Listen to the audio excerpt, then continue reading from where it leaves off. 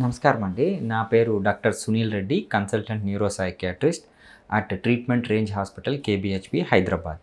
Anxiety అనేది అడల్ట్స్‌లో పెద్దవాళ్ళలో ఒక విధంగా, టీనేజర్స్‌లో ఒక విధంగా, కిడ్స్‌లో అంటే చిన్న పిల్లల్లో ఒక అప్ టు 14 ఇయర్స్ వరకు ఒక విధంగా కనిపిస్తుంది. ఎందుకంటే యాంగ్జైటీ పెద్దవాళ్ళలో ఈజీగా తెలిసిపోతుంది. అంటే అసెస్మెంట్‌కి కూడా పెద్దల్లో ఆందోళన అనేది వాళ్ళు చెప్పగలుగుతారు కాబట్టి మనకు అర్థమవుతుంది.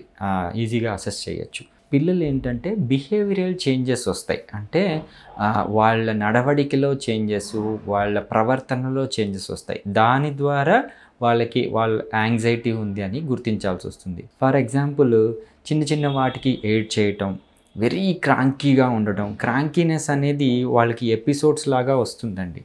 అంటే 3 to 4 ఇయర్స్ వాళ్ళు ఎక్కువ క్రాంకీగా ఉంటారు, ఏది చెప్పినా వినరు. సో అది జనరల్గానే ఉంటుంది.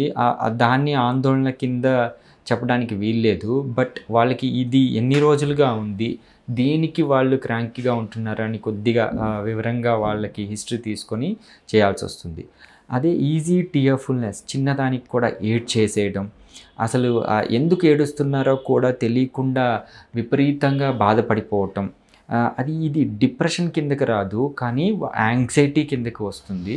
సో పిల్లల్లో అయితే easy tearfulness usually depressive symptom పెద్దవాళ్ళలో. సో కానీ పిల్లల్లో ప్రతిదానికి చిన్నదానికి క్రాంకీగా ఉండి ఏడ్ చేయడం అనేది యాంగ్జైటీ. వాళ్ళు తట్టుకోలేక, రియాలిటీలో లేక ఓవర్ థింకింగ్కి వెళ్ళి ఇలాగా ఈజీ టియర్ఫుల్నెస్ అనేది ఉంటుంది. ఎమోషనల్గా చాలా లయబుల్గా ఉంటారు వాళ్ళు, పిల్లలు యాంగ్జైటీలో ఉన్న వాళ్ళు. అదేవిధంగా బయోలాజికల్ ఫ్యాక్టర్స్ డిస్టర్బెన్స్ ఉంటాయి. అంటే స్లీప్లెస్నెస్, వాళ్ళు పడుకోవడంలో ఈ కలత నిద్ర అనేది ఉంటుంది.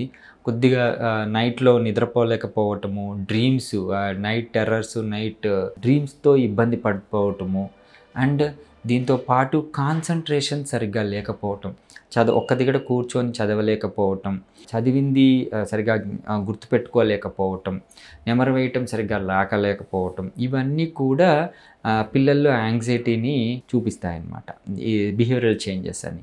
సో అందుకే పిల్లలతో కొద్దిగా టైం స్పెండ్ చేస్తే అర్థమవుతుంది వాళ్ళకి యాంగ్జైటీ ఉందని. దానికి మనం హెల్ప్ చేయాలి. యాజ్ అ ఫ్యామిలీ మెంబర్స్గా కావచ్చు, స్కూల్లో కావచ్చు, వాళ్ళకి చెప్పాలి, ఈ విధంగా పిల్లవాడు కొద్దిగా ఆందోళనకు గురవుతున్నాడు, కొద్దిగా మార్పులు తీసుకురావాలి.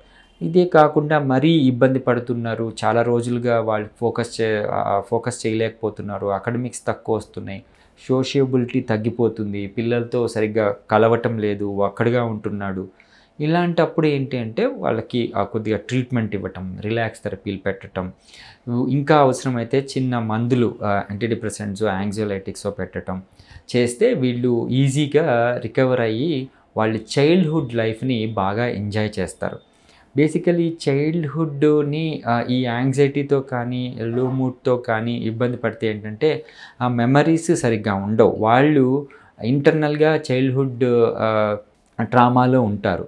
ఆ ట్రామాని తీసేయడానికే మనం హెల్ప్ చేయాలి. సో ఇది యూస్ చేసుకోండి, ఈజీగా పిల్లవాళ్ళు హ్యాపీగా చేయొచ్చు. Thank you.